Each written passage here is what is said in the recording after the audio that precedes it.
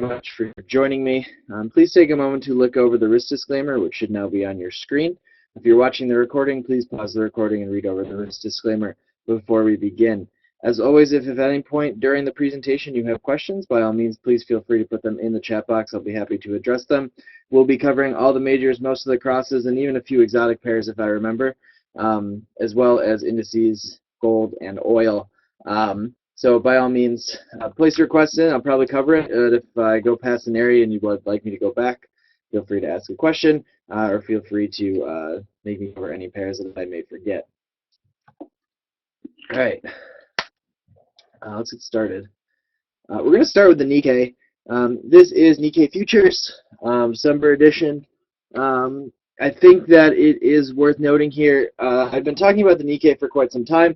I have been bullish for quite some time. I was looking for this 15,000 level to break for a move out towards 16,000. We are in the process. If we look, this is a 4-hour chart. This is the move right here out of this bullish triangle, pennant, however you want to call it. Target 16.5. I do want you to note, though, the extensive divergence going on here on this 4-hour chart. All right, this is RSI divergence. It warns that a move is not sustainable. I'm not a big divergence guy. I'm not a big indicators guy.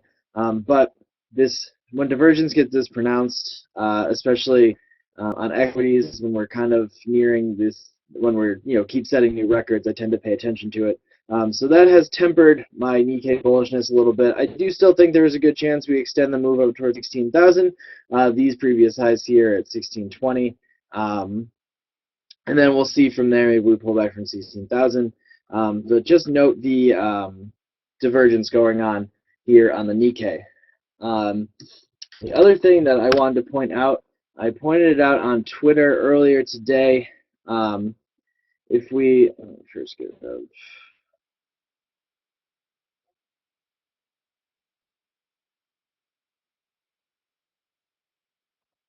Let me get rid of the RSI. I don't want it there anymore. Okay.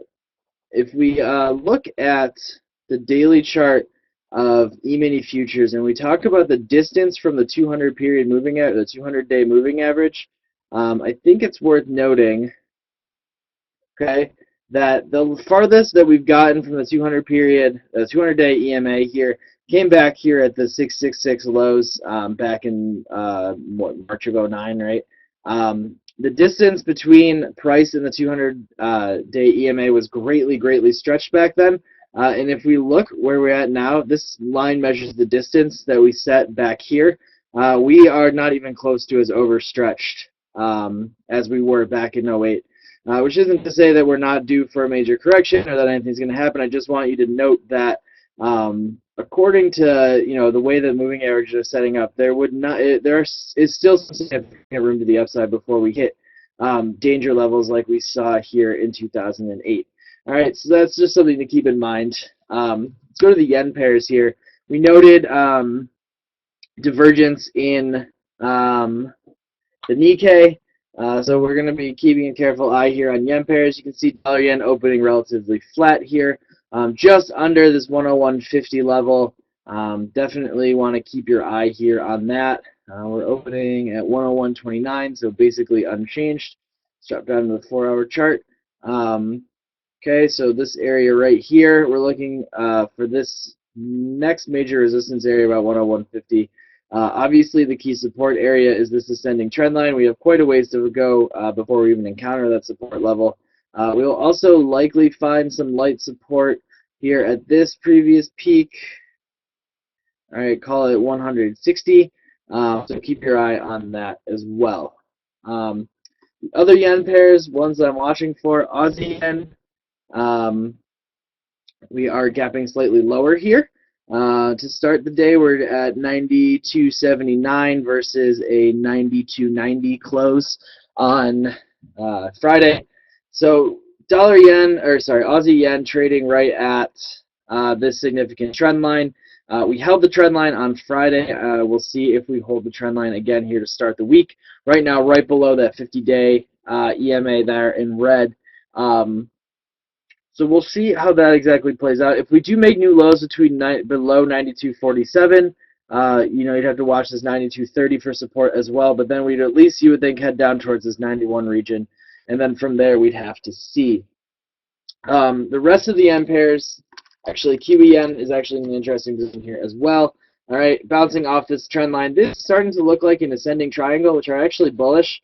So watch the 84 level for resistance, and watch this 82.15 area for support. Managed to get below here this 200 period EMA and basically this 82 figure, we could start to see a bigger reversal down towards the 80 level here on Kiwi. So watch that trend line, watch that moving average, and then of course if we get back up to 84, you can always eye it for a breakout. Euro yen continuing to move higher here after its break above whatever you want to call it 135.73. It's continuing to push towards new highs. I don't have a particularly great setup for Euro yen unless we pull back down into this area. You could try a long there, but up until that, I'm kind of just ignoring Euro yen. Pound yen, similar deal here. All right, it's up, it's running. This is the measured move. If we treat this as some sort of flag, it's above 164. We basically have completed that measured move, so we may see pound yen take a little bit of a breather. Generally, of course, this pair is very bullish to me. I would look for it to be a buying candidate on dips or consolidations. CAD yen, not a lot to talk about really in CAD yen. We're above this trend line. You can see the false breakout here. We pushed back above it. We retested it.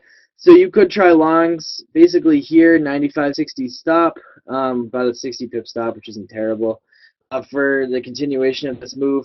The reason I'm not a huge fan of that is we talked about Nikkei divergence. We talked about dollar yen being not that far from its target.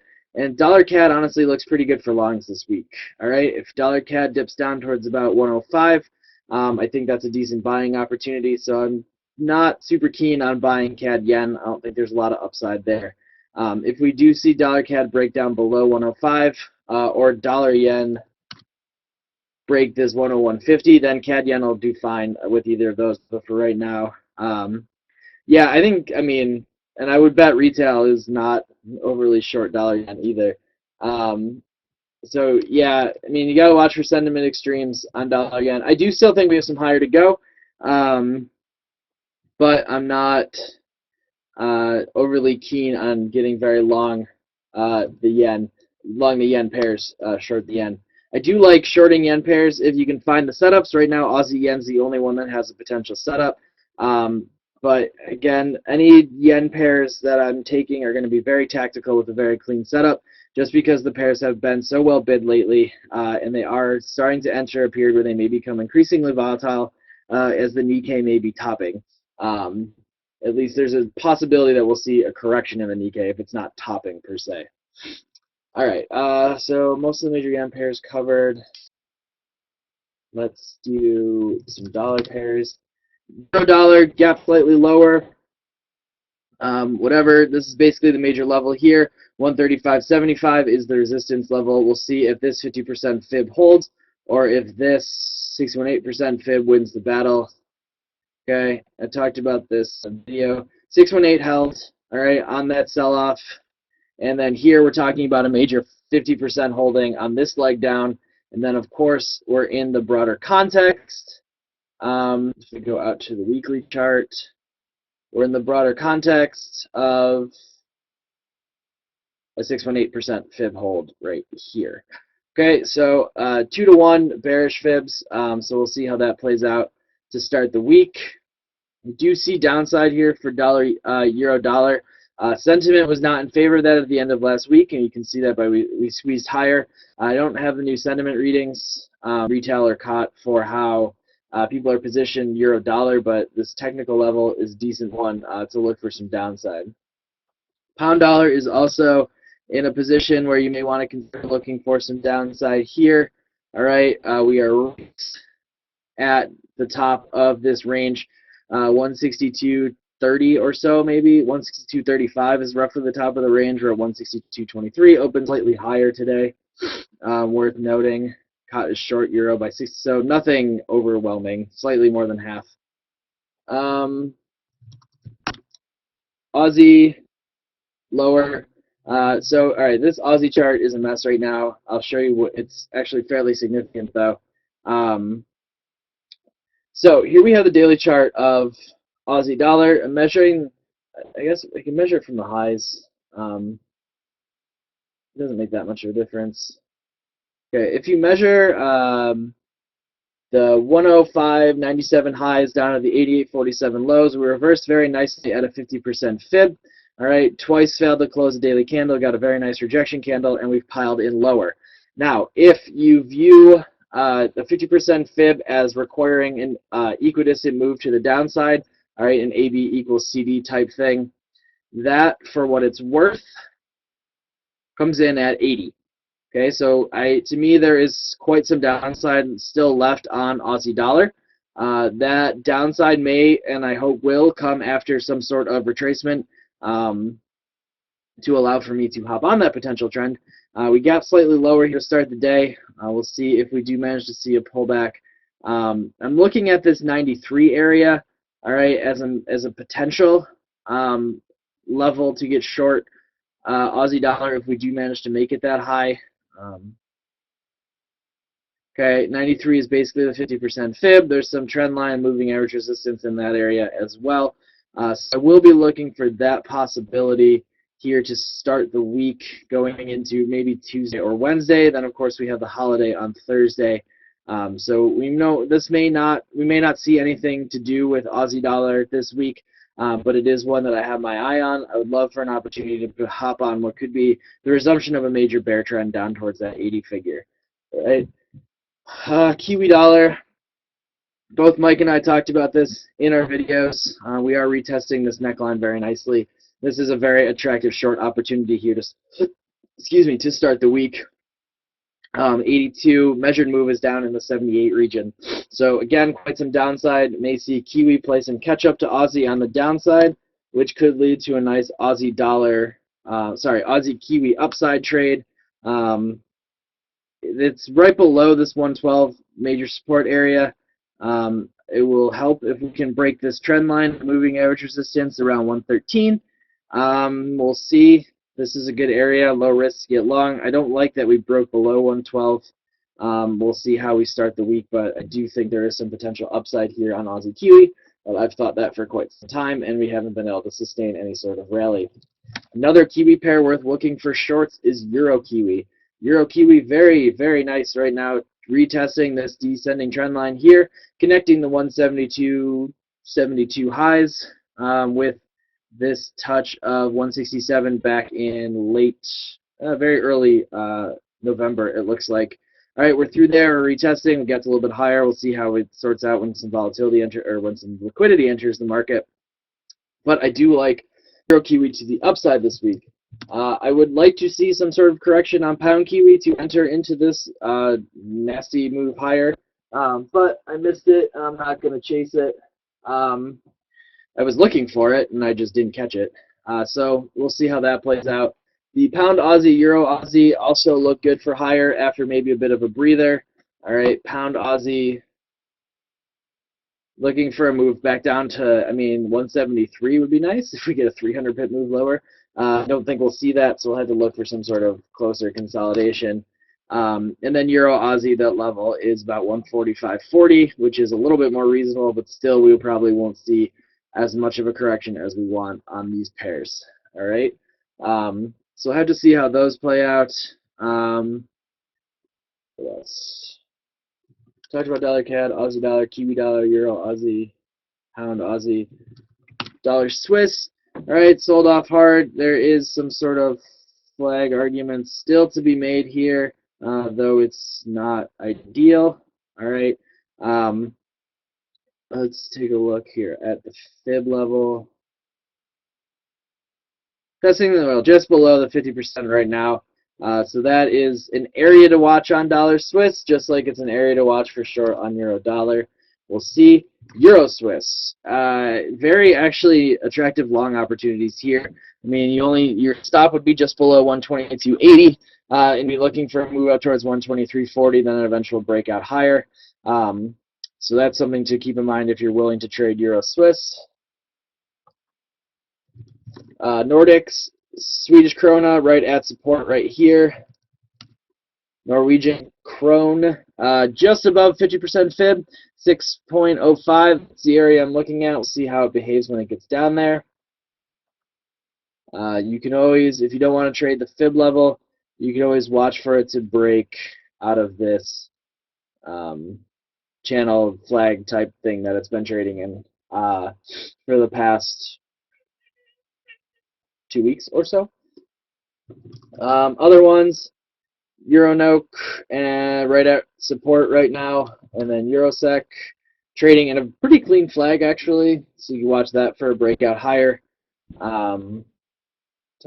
Let's see the other CAD crosses.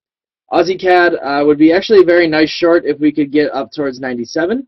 However we get there, either Aussie dollar or dollar CAD. That would be nice for Aussie CAD. Kiwi CAD is a nightmare.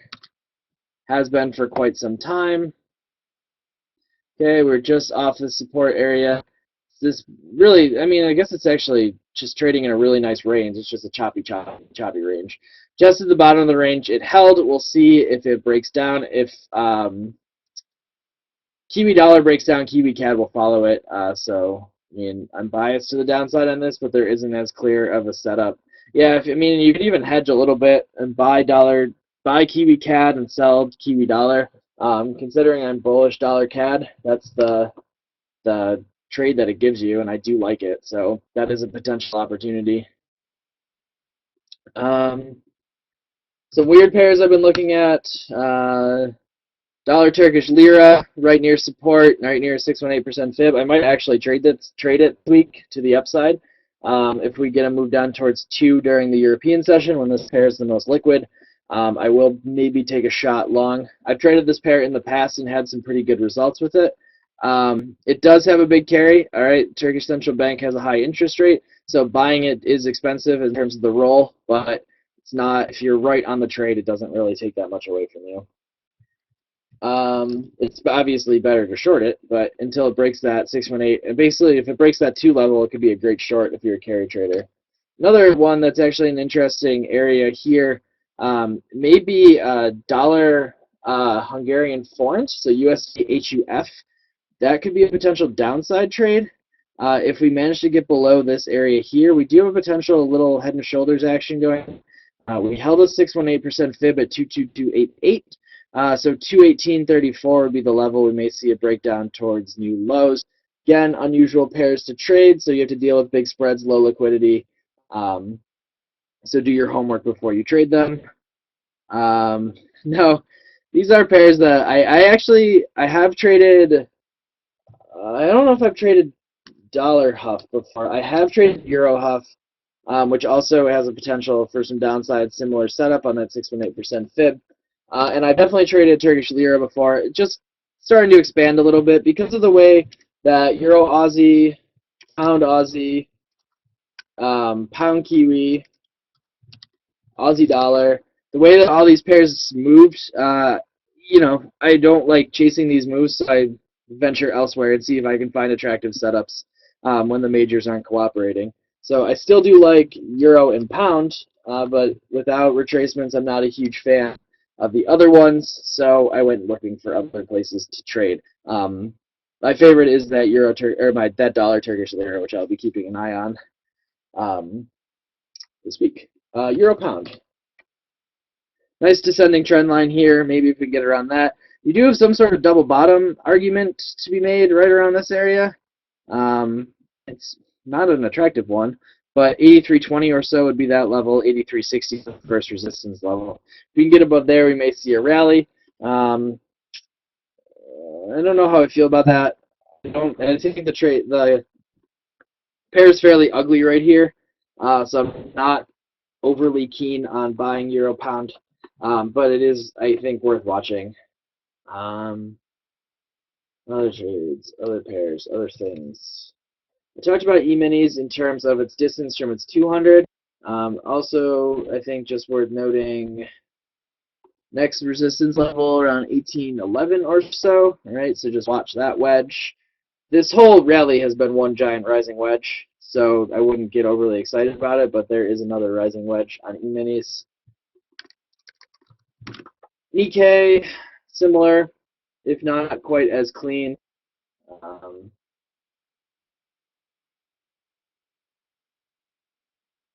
okay, majors now. Next, I wouldn't even call it major. Next resistance, 3432. Support comes in at, call it 34, basically, a little bit below.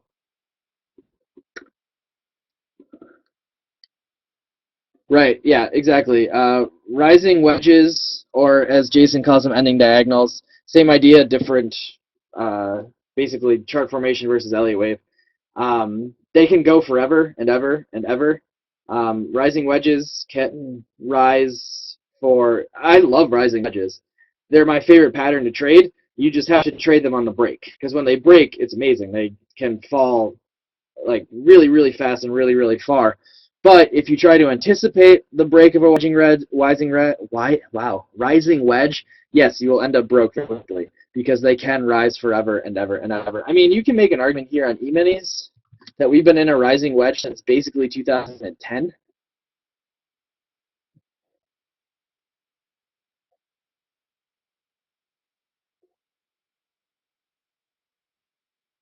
I mean, however you want to draw it, there's one that we broke out of.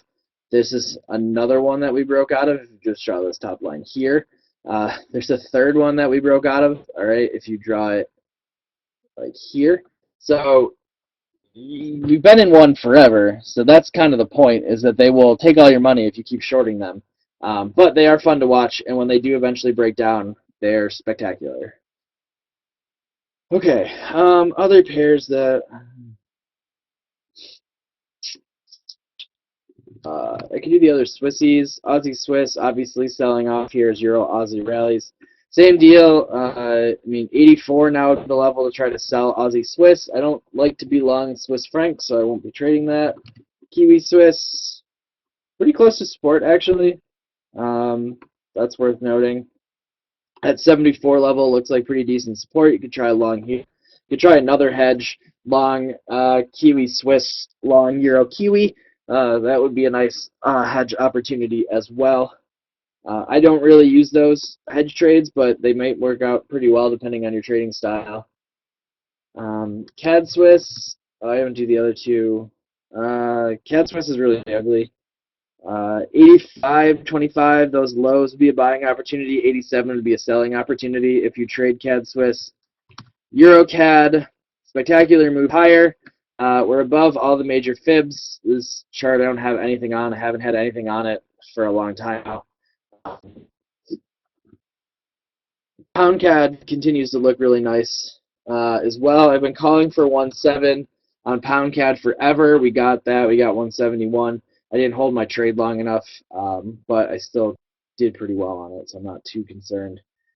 Still looking for pullbacks here on Pound CAD, maybe towards this 169 area for potential longs.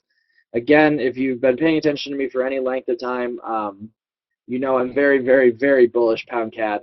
And I do think we're going to see the 180 level sooner rather than later. So I'm not super concerned about this move higher. I'll be looking for just opportunities to hop on, depending on how that plays out. All right. Any requests for pairs that I may have missed?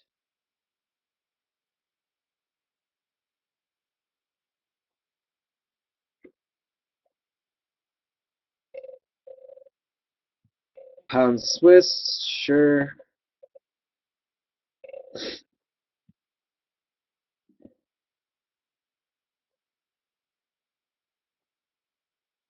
All right, let's take a look at Pound Swiss.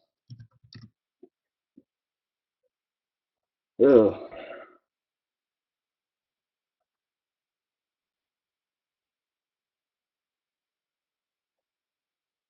Okay, so Pound Swiss is holding this major resistance area at 148 and holding it pretty well. This is also starting to look like some form of ascending triangle.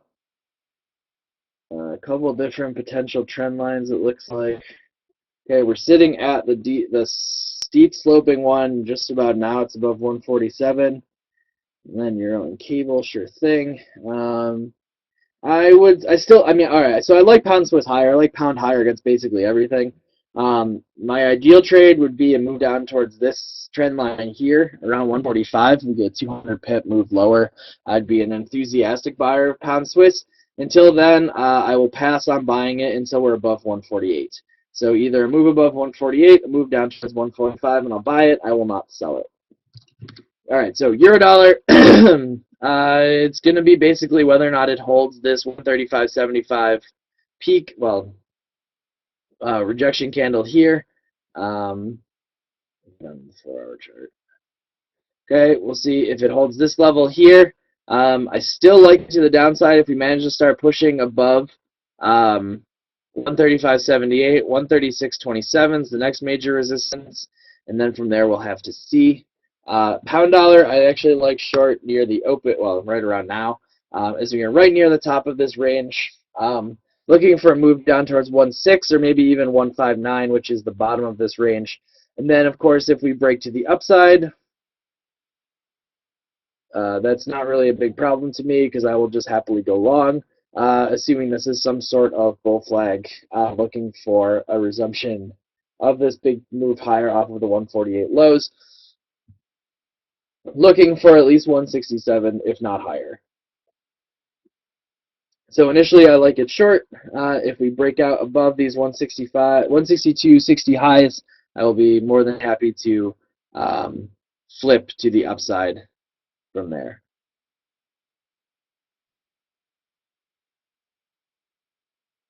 Is it just Dan or can anyone else hear me?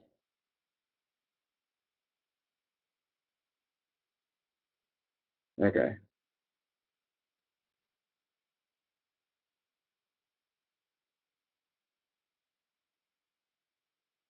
Dan, it might just be you. Sorry. Which I realize you may not have heard.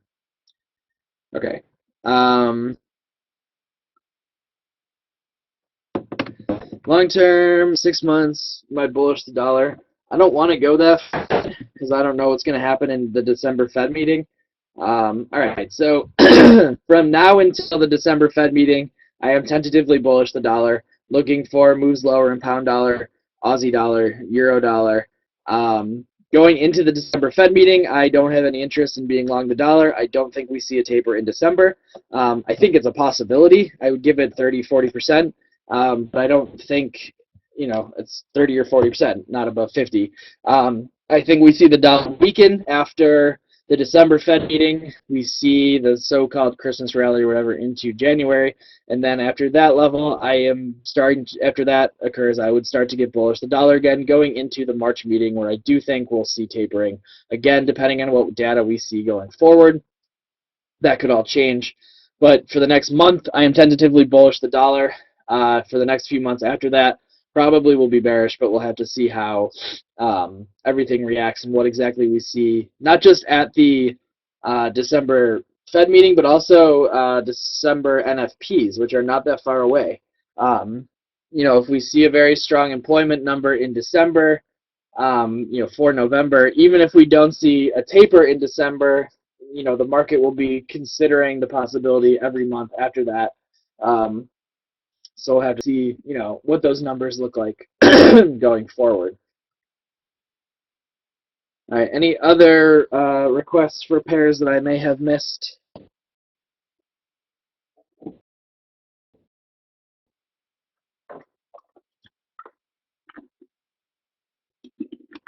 No, I didn't. Let's do gold and silver.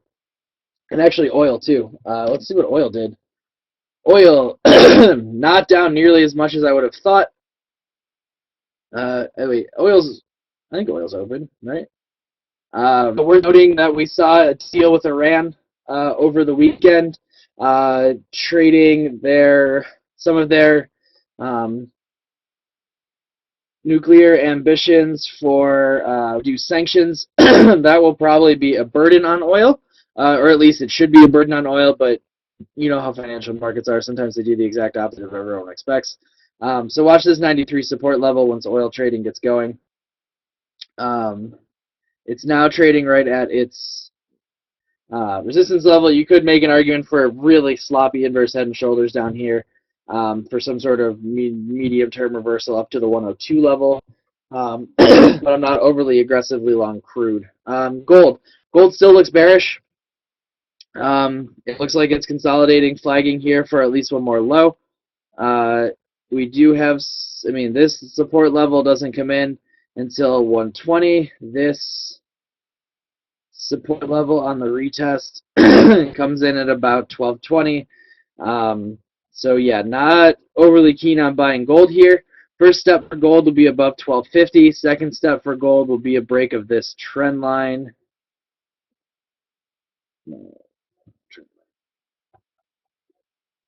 The break of this trend line here. If we can get above 1260 and that trend line, maybe you could convince me to buy gold. But it's been pretty beat up lately. I don't have a huge interest I don't trade gold. But if I traded gold, I wouldn't have a huge interest in buying it. Unless, even if we saw a break of this trend line. It just looks kind of beat up to me. I don't think there are a lot of fundamental support gold going forward. So I would be a macro seller of gold on rallies towards 1300.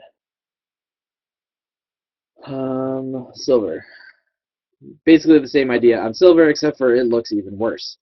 Major support for silver, 19-ish. Call it 1920 to 1900, or to 1920 to 19.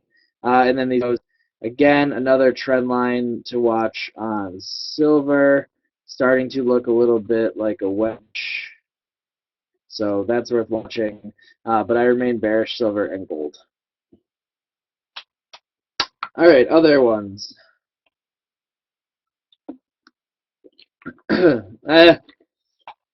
San Diego's always had the Chiefs number. I'm not going to be super worried about the Chiefs. I mean, they're going to make the playoffs, and we'll see how that goes from there. I won't judge the Chiefs until I see them play the Broncos in Arrowhead. And that's upcoming, next couple of weeks. Very excited to see the Patriots and the Broncos play today. As a diehard Patriots hater, I'm very excited for that game. Also, just as a football fan, it should be a terrific game.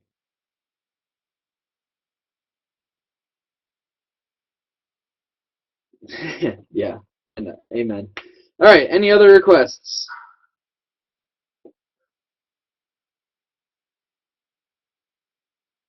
Favorite, good question. Favorite, two favorites. Kiwi dollar to the downside, pound dollar to the downside. With the Turkish lira trade, a close third. And if those trades get blown up early in the week, I might just take the week off. Because again, we have the holiday on Thursday, low liquidity, and all that jazz. So keep that in mind as well.